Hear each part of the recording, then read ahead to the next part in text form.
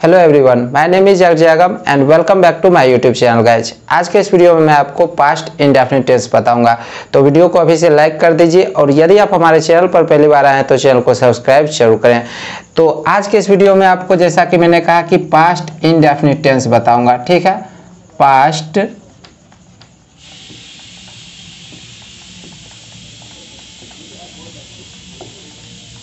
ठीक है। तो किसी भी टेंस को सीखने के लिए सबसे पहले तो आपको उसका पहचान पता होना चाहिए, है ना। आपको पता कैसे चलेगा कि कोई वाक्य पास्ट इंडेफिनिट टेंस में है या फिर नहीं है, उसे पास्ट इंडेफिनिट टेंस में कैसे ट्रांसलेट करना है, ये तो बाद की बात है। लेकिन पहले हम पहचान लेंगे कि इस सेंटेंस का अनुवाद हम पास्ट इंडेफिनिट टेंस में कर सकते हैं। तो सबसे पहले आवश्यक है पहचान। ठीक है, तो पहचान। यदि किसी भी हिंदी वाक्य अंत में, ठीक है, आ, ई, ए या फिर आ था, ई थी, ए थे इत्यादि लगा हुआ रहे, तो आपको समझ लेना है कि इस वाक्य का अनुवाद आप पास्ट इंडेफिनिट टेंस में कर सकते हैं। ठीक है, यदि आपको नोट करना है तो पहचान मैं यहाँ पर आपको बता देता हूँ। ठीक है, तो पहचान में हो गया आ, ई, ए या फिर आ था, ई थी या फिर ए थे। ठीक है, इसे आप इस तरह से समझ सकते हैं, आ, ठीक है, ई या फिर ए, ठीक है, या फिर इस तरह से, या फिर आ था, ई थी या फिर ए थे, etc। तो ये आपका पहचान हो गया। यदि किसी भी हिंदी वाक्य अंत में आपको इस तरह से मिले, जैसे कि वह गया। अब यहां पर आप देखो, इस वाक्य में आपको अंत में क्या मिल रहा है, आ, है ना। आ प्रोनाउंसिएशन ये है, ठीक है, और चिन्ह ये हो गया, आ, वह गया। तो आप कह सकते हैं कि यह सेंटेंस पास्ट इंडेफिनिट टेंस में है। इसका अनुवाद आप पास्ट इंडेफिनिट टेंस के रूल से कर सकते हैं, जैसे कि मैं गया था। अब देखो, मैं गया था, यहां पर क्या है, आ था। ठीक है, आ था। ठीक है, तो इस तरह से आपको पहले सेंटेंस को पहचान लेना है। ठीक है, जब आपने पहचान लिया कि हाँ ये सेंटेंस पास्ट इंडेफिनिट टेंस में है, तो अब सवाल ये उठता है कि उसे आप अनुवाद किस तरह से करेंगे। ठीक है, तो कोई भी हिंदी वाक्य हो या फिर इंग्लिश वाक्य हो, इंग्लिश सेंटेंस हो, ठीक है, बेसिकली 3 टाइप के सेंटेंसेज होते हैं। पहला होता है अफर्मेटिव सेंटेंस।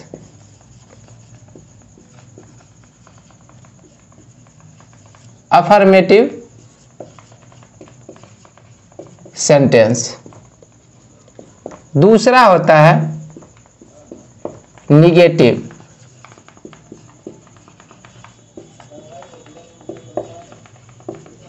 और तीसरा होता है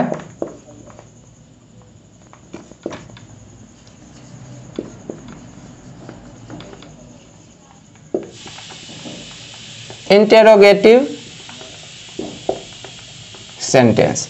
ठीक है, बेसिकली सेंटेंस इसी 3 टाइप के होते हैं। ठीक है, हाँ, एक सेंटेंस और आ जाता है निगेटिव इंट्रोगेटिव सेंटेंस, जिसमें होता यह है सेंटेंस की शुरुआत क्या से हो जाती है और उसमें नहीं भी लगा हुआ रहता है। जैसे कि इंट्रोगेटिव सेंटेंस में क्या होता है कि कुछ आपको ऐसे सेंटेंसेज मिलते हैं जिनमें सब्जेक्ट के बाद क्या, कब, कहाँ, क्यों, कैसे इत्यादि लगा हुआ रहता है। ठीक है, तो बेसिकली सेंटेंसेज 3 टाइप के होते हैं। पहला है अफर्मेटिव सेंटेंस, जिसे आप हिंदी में क्या कहेंगे, सकारात्मक वाक्य। सकारात्मक वाक्य। ठीक है, निगेटिव सेंटेंस का हिंदी मीनिंग क्या हो गया, नकारात्मक वाक्य। एक सेकेंड,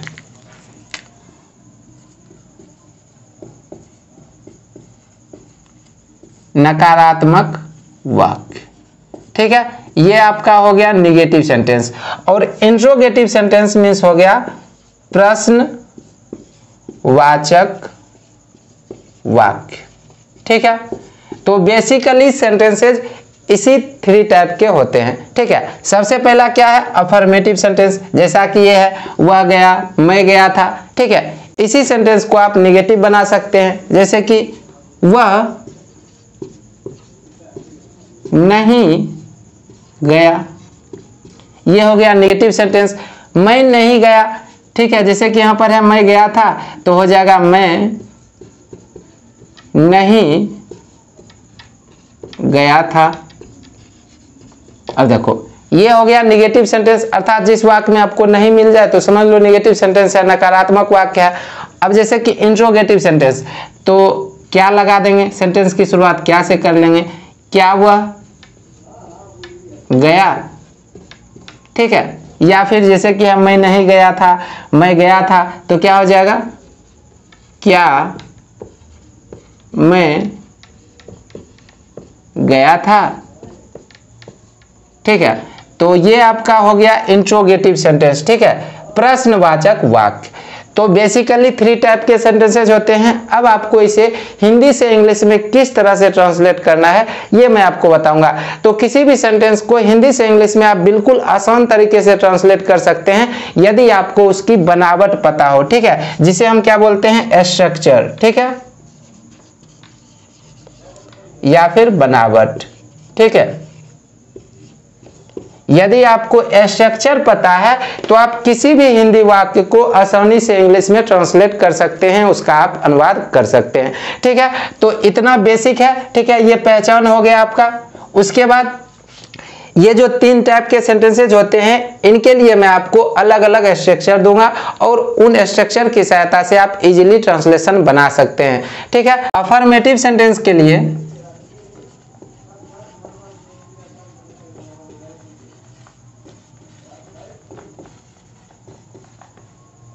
अफर्मेटिव सेंटेंस के लिए स्ट्रक्चर हो जाएगा सब्जेक्ट प्लस V2। V2 अर्थात वर्ब का दूसरा फॉर्म, ठीक है। जैसा कि आपको पता होगा प्रत्येक वर्ब का 5 फॉर्म होता है, V1, V2, V3, V4, V5। जैसे कि गो मेन वर्ब हो गया तो गो V1 हो गया, ऐसे देखो V1, V2, V3, V4 और V5। तो V1 यदि गो है तो V2 क्या हो जाता है, वेंट। V3 क्या हो गया, गोन। V4 हो गया गोइंग और V5 क्या हो गया, गोज, ठीक है। तो ये जो वर्ब फॉर्म है, ठीक है, इन वर्ब फॉर्म में से आपको V2, ठीक है, वर्ब का दूसरा फॉर्म आपको पास्ट इंडेफिनिट टेंस में अफर्मेटिव सेंटेंस में आपको प्रयोग करना है। ध्यान रखना है सिर्फ अफर्मेटिव सेंटेंस में, ठीक है। अभी मैंने आपको क्या कहा कि अफर्मेटिव सेंटेंस में आपको वर्ब का दूसरा फॉर्म प्रयोग करना है। ऐसा मैं क्यों कर रहा हूं ये आपको आगे पता चलेगा, ठीक है। तो ये स्ट्रक्चर हो गया सब्जेक्ट प्लस वर्ब का दूसरा फॉर्म। अब जैसा कि है ना, किसी भी सेंटेंस में सिर्फ सब्जेक्ट और वर्ब नहीं होता है, कुछ अदर वर्ड भी होता है। तो जिस सेंटेंस में अदर वर्ड रहेगा तो वर्ब के दूसरे फॉर्म के बाद अदर वर्ड आ जाएगा। जैसा कि मैं एक एग्जांपल लेता हूं, मैं पटना गया। अब देखो यहां पर मैं, ये क्या है, सब्जेक्ट है, ठीक है, गया ये क्या है, वर्ब है, और पटना क्या है, ये आपका अदर वर्ड है ना। तो सब्जेक्ट आ गया, अदर वर्ड आ गया और वर्ब भी आ गया। अब इसे आपको इंग्लिश में ट्रांसलेट करना है तो इस स्ट्रक्चर की सहायता से आप आसानी से ट्रांसलेट कर सकते हैं। पहले क्या है, सब्जेक्ट, तो मैं की इंग्लिश आप क्या प्रयोग करते हैं, आई, ठीक है। अब जैसा कि आपको स्ट्रक्चर में क्या कह रहा है कि सब्जेक्ट के बाद वर्ब का दूसरा फॉर्म, वर्ब गया अर्थात जाना, ठीक है, गो का दूसरा फॉर्म मैंने आपको क्या बताया, वेंट, ठीक है। तो यहां पर लिखेंगे वेंट। उसके बाद स्ट्रक्चर में क्या आता है, अदर वर्ड, ठीक है। अदर वर्ड के रूप में यहां पर क्या है, पटना, ठीक है। तो लिख देंगे टू पटना।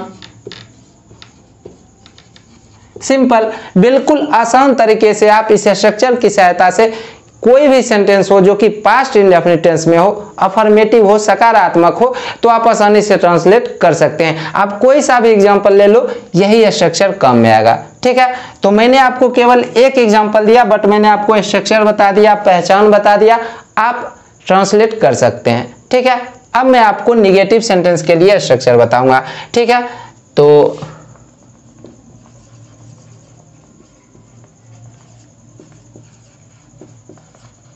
निगेटिव सेंटेंस, ठीक है, निगेटिव सेंटेंस अर्थात नकारात्मक वाक्यों के लिए स्ट्रक्चर हो जाएगा subject plus did plus not plus V1।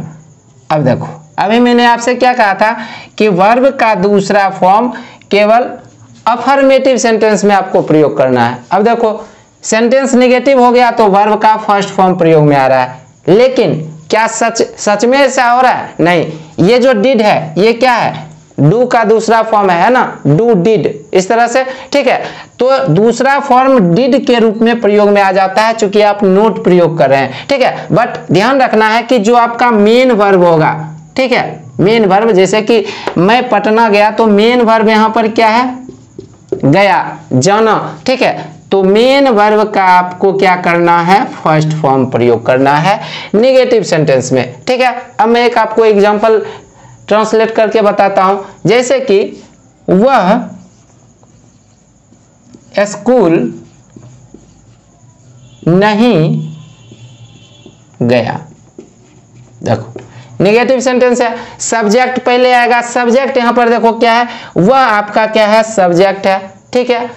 गया, जाना, ये आपका यहां पर क्या है? मेन वर्ब है, ठीक है। स्कूल क्या है? ये आपका अदर वर्ड है, और नहीं अर्थात नोट। अब देखो, आपका जो भी स्ट्रक्चर दिया गया है, इस स्ट्रक्चर की सहायता से आप आसानी से इसे ट्रांसलेट कर सकते हैं। आप पहले करके देखो, सब्जेक्ट यहाँ पर वह है, स्ट्रक्चर में पहले क्या आ रहा है? सब्जेक्ट आ रहा है ना, तो पहले हम सब्जेक्ट लिखेंगे वह, ही। उसके बाद सिंपली यहाँ पर क्या कहता है? डिड, ठीक है। तो ही के बाद हम डिड लिख देंगे, डिड। डिड के बाद क्या कहता है? नोट प्रयोग कर लो, ठीक है। तो यहाँ पर हम नोट प्रयोग कर देंगे। उसके बाद कहता है जो भी मेन वर्ब है उसका फर्स्ट फॉर्म, ठीक है। तो मेन वर्ब यहाँ पर क्या? गया, अर्थात जाना। अब जाना, इसका फर्स्ट फॉर्म तो गो होता है, तो यहाँ पर हम लिखेंगे गो, ठीक है।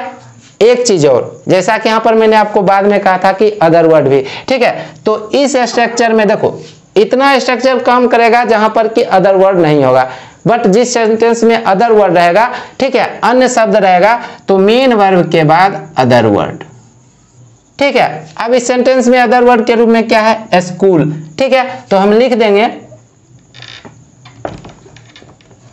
To school. देखो, वह स्कूल नहीं गया, he did not go to school. बिल्कुल आसान तरीका से आप इस स्ट्रक्चर की सहायता से किसी भी नेगेटिव सेंटेंस को इंग्लिश में ट्रांसलेट कर सकते हैं, ठीक है। तो मेन चीज मैंने आपको बता दिया है, पहचान बता दिया है, नेगेटिव सेंटेंस के लिए आपको स्ट्रक्चर भी बता दिया है, ठीक है।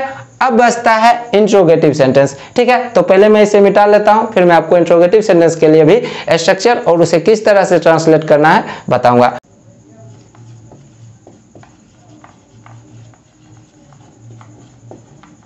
इंट्रोगेटिव सेंटेंस ये दो प्रकार के होते हैं बेसिकली।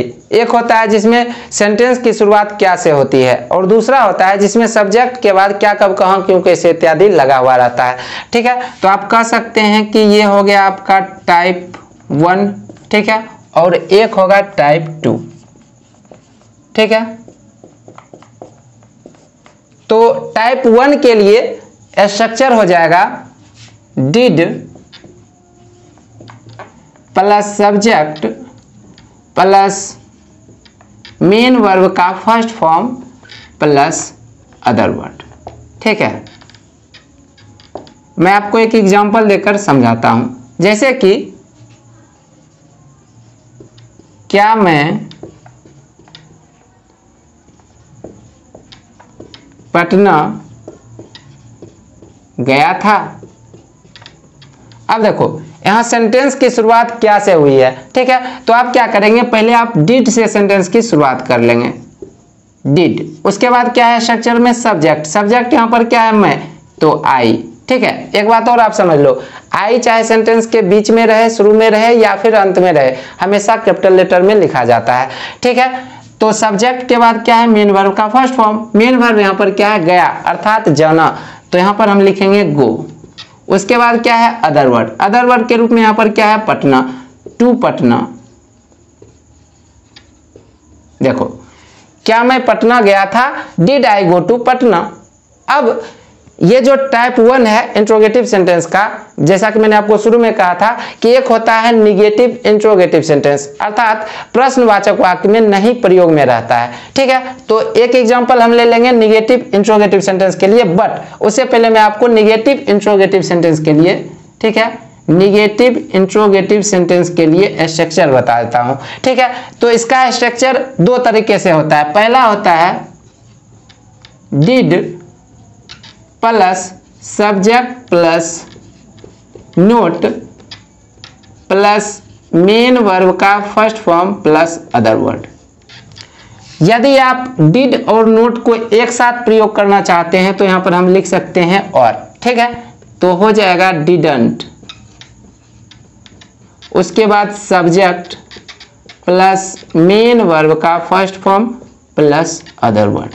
तो इस दोनों में से किसी भी स्ट्रक्चर का आप प्रयोग कर सकते हैं। और ये जो डिडंट वाला है ये हम बोलचाल में प्रयोग कर लेते हैं, और नॉर्मल आपको ट्रांसलेशन बनाना है तो आप ऊपर वाला ये वाला आप प्रयोग कर सकते हैं। ठीक है, दोनों सेम ही है। अब मैं आपको एक एग्जांपल देकर बताता हूं, जैसे कि क्या वह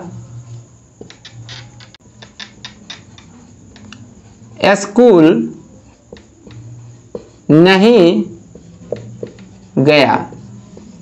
अब देखो सेंटेंस की शुरुआत क्या से हुई है और यहां पर नहीं भी प्रयोग में आया है, तो आप कह सकते हैं कि ये क्या हो गया, निगेटिव इंट्रोगेटिव सेंटेंस हो गया।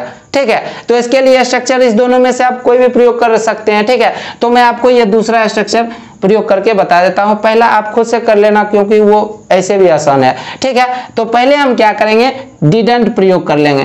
ठीक है, तो डिडंट, इसके बाद क्या है सब्जेक्ट, तो सब्जेक्ट यहां पर क्या है हुआ ही, उसके बाद क्या है मेन वर्ब का फर्स्ट फॉर्म, मेन वर्ब क्या है गया अर्थात जाना, गो, उसके बाद क्या है अदर वर्ड, अदर वर्ड में क्या है स्कूल, टू स्कूल। अब देखो क्या हुआ, स्कूल नहीं गया, didn't he go to school. I hope कि आपको इंट्रोगेटिव सेंटेंस का टाइप 1 अच्छी तरह से समझ में आ गया है। ठीक है, अब हम बात करेंगे टाइप 2 की, जिसमें सब्जेक्ट के बाद क्या कब कहां क्यों कैसे इत्यादि लगा हुआ रहता है। ठीक है, तो सबसे पहले मैं आपको इसके लिए स्ट्रक्चर बता देता हूं। ठीक है, तो स्ट्रक्चर हो जाएगा व्हाट, व्हाई, व्हेन, where और how। इसके बाद प्लस did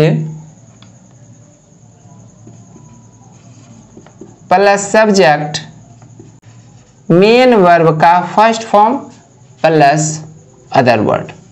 अब एक चीज यहां पर आप समझ लो, ये हो गया नॉर्मल इंट्रोगेटिव सेंटेंस के लिए। ठीक है, अब यदि निगेटिव इंट्रोगेटिव सेंटेंस रहेगा तो स्ट्रक्चर में क्या होगा, ये सेम रहेगा, what, why, when, where, how. ठीक है, और इसके साथ क्या जुड़ जाएगा, डिडंट। ठीक है, या फिर आप कह सकते हैं डिड जुड़ जाएगा, आगे चल के नोट जुड़ जाएगा। कहने का मतलब है डिड आ जाएगा, फिर प्लस आएगा, फिर सब्जेक्ट आएगा, फिर नोट आएगा, उसके बाद फिर प्लस, फिर मेन वर्ब का आपको फर्स्ट फॉर्म देना है, फिर अदर वर्ड। और यदि आप नोट और डिड को एक साथ रखना चाहते हैं तो क्या हो जाएगा, didn't plus subject plus main verb का first form plus other word. अब देखो ये दोनों स्ट्रक्चर सेम ही है, बट ये दोनों स्ट्रक्चर किसके लिए है, निगेटिव इंट्रोगेटिव सेंटेंस के लिए है। सिंपली आप कहें कि सब्जेक्ट के बाद क्या कब कहां क्यों कैसे जिस सेंटेंस में लगा हुआ रहेगा, और यदि उस सेंटेंस में नहीं प्रयुक्त रहेगा तब आपको ये दोनों में से कोई एक स्ट्रक्चर प्रयोग कर लेना है, और सिर्फ इंट्रोगेटिव सेंटेंस रहेगा तब आपको ये वाला स्ट्रक्चर प्रयोग करना है। अब यदि आपको नहीं पता है, जैसा कि यहाँ पर व्हाट है, तो व्हाट का मतलब क्या हो गया, क्या, व्हाई का मतलब हो गया क्यों। ठीक है, व्हेन का मतलब हो गया कब,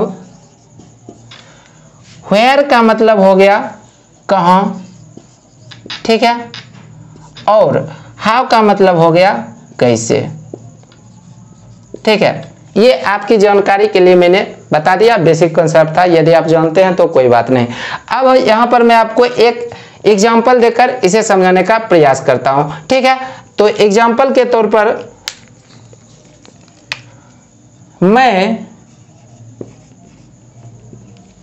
वहां कब गया। बेसिक सा एग्जाम्पल है जिसमें सब्जेक्ट के बाद कब लगा हुआ है, ठीक है। यहां पर मैं आपको एक निगेटिव इंट्रोगेटिव सेंटेंस के लिए भी पहले एग्जाम्पल दे देता हूं, फिर मैं आपको ट्रांसलेशन बनाने के लिए भी बता दूंगा, क्योंकि स्ट्रक्चर तो मैंने ऑलरेडी लिख दिए हैं, सिर्फ उसको किस तरह से पुट करना है, किस तरह से आपको बनाना है वो आप सीख जाएंगे, ठीक है। तो दूसरा एग्जाम्पल मैं लेता हूं, वह वहां क्यों नहीं गया। अब देखो यहां पर भी सब्जेक्ट के बाद क्या है, क्यों आया है, बट यहां पर क्या है कि नहीं प्रयोग में आया है, ठीक है। तो मैंने दो एग्जांपल ले लिए हैं, ठीक है। अब देखो पहला एग्जांपल क्या है, मैं वहां कब गया, ठीक है। तो इसके लिए आप ये वाला स्ट्रक्चर प्रयोग करेंगे। अब जैसा कि यहां पर कब, ठीक है, तो कब के लिए देखो यहां पर क्या बताया मैंने आपसे, व्हेन प्रयोग करना है, ठीक है। तो सिंपली आपको क्या करना है, स्ट्रक्चर में पहले व्हेन आता है ना, तो आप क्या करेंगे, यहां पर लिखेंगे व्हेन, ठीक है। व्हेन के बाद आप देखो क्या आता है, डिड, ठीक है। तो यहां पर सिंपली देंगे डिड। डिड के बाद है सब्जेक्ट। सब्जेक्ट क्या है, मैं अर्थात आई। सब्जेक्ट के बाद है मेन वर्ब का फर्स्ट फॉर्म। मेन वर्ब है यहां पर गया अर्थात जाना, गो। उसके बाद है अदर वर्ड, वहां, देयर। अब देखो मैं वहां कब गया, when did I go there. दूसरा सेंटेंस है जो कि निगेटिव इंट्रोगेटिव है, वह वहां क्यों नहीं गया। तो पहले आप देखो यहां पर क्यों प्रयोग किया है मैंने, ठीक है। तो क्यों के लिए व्हाई प्रयोग करना है आपको, ये वाला व्हाई, ठीक है। व्हाई मीन्स क्या हो गया, क्यों। तो पहले हम क्या करेंगे, यहां पर लिखेंगे व्हाई। व्हाई के बाद फिर आप देखो, अब देखो ये दोनों स्ट्रक्चर आप इस सेंटेंस को ट्रांसलेट करने के लिए प्रयोग कर सकते हैं। तो जैसा कि यहाँ पर मैंने डिडंट प्रयोग किया था, तो यहाँ पर मैं क्या करूंगा, यहाँ पर मैं आपको डिड को अलग, नोट को अलग प्रयोग करके बता देता हूं, ठीक है। तो व्हाई के बाद क्या आएगा, डिड आएगा, तो यहाँ पर देंगे डिड। डिड के बाद क्या है, सब्जेक्ट, वह, ही। सब्जेक्ट के बाद क्या है, नोट, तो यहाँ पर देंगे नोट। उसके बाद क्या है, मेन वर्ब का फर्स्ट फॉर्म, मेन वर्ब है जाना, ठीक है, गो। उसके बाद क्या है, अदर वर्ड। तो अदर वर्ड यहां पर क्या है, वहां, देयर। अब देखो वह वहां क्यों नहीं गया, Why did he not go there, या फिर आप बना सकते हैं Why didn't he go there। I hope कि पास्ट इंडेफिनिट टेंस आप लोग अच्छी तरह से सीख चुके हैं। अब आपको कोई भी सेंटेंस हो जो कि पास्ट इंडेफिनिट टेंस में हो, जितने भी मैंने आपको स्ट्रक्चर्स बताए हैं उन स्ट्रक्चर्स की सहायता से आप इजीली उन्हें इंग्लिश में ट्रांसलेट कर सकते हैं। यदि आपको आज का क्लास हेल्पफुल लगा तो आप इस वीडियो को लाइक जरूर करें। यदि आप हमारे चैनल पर पहली बार आए हैं तो चैनल को सब्सक्राइब जरूर करें, और मुझे इंकरेज करने के लिए इस वीडियो को आप अपने सभी दोस्तों के साथ शेयर जरूर करें। Thanks for the watching, have a nice day.